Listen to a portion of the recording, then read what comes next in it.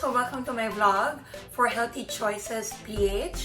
So I want to show to you guys the importance of chia seeds.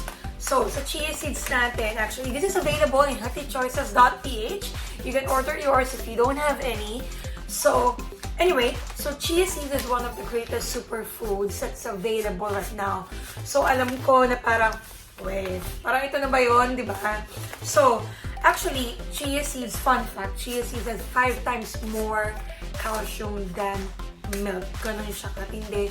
It's rich in fiber, it's rich in omega-3 fatty acids, it's full of antioxidants, and it's full of fiber. So if you're feeling constipated, bloated, or parang hirap ka magpupo, diba?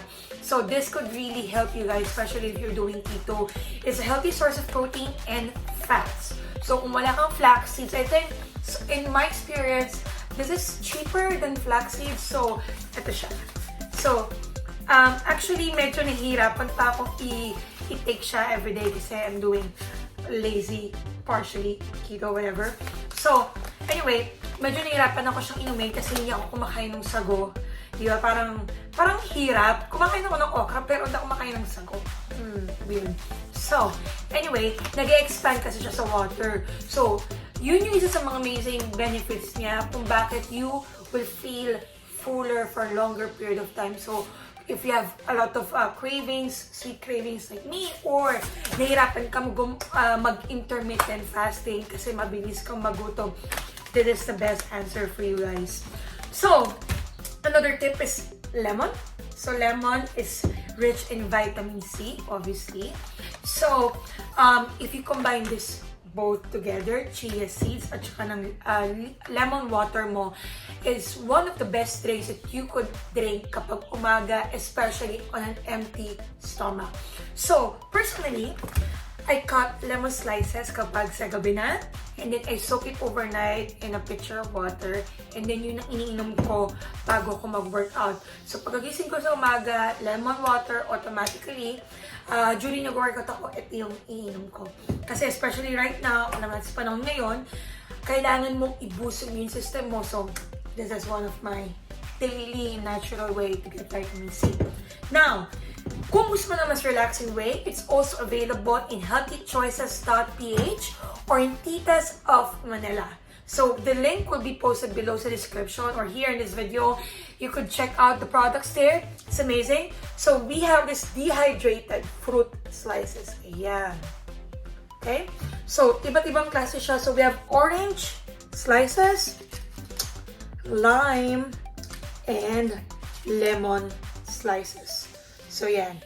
So, if gusto mong ma-relax ka, for example, pag mag-meditate ka sa umaga, o gusto mo lang mag-cleansing sa umaga, best way, kung wala kang fresh lemon, kasi naman din medyo expensive, and hindi ka nakakalabas din for grocery, it's really best, guys. You could do this. So, just take 2 to 3 slices of this, pour hot water over it, and then, pwede mo siya magamit until 2 to 3 times. So, after mo siyang i-steep in hot water for 5 minutes, pwede mo siyang kunin ulit, let it dry, and then use it again the next day.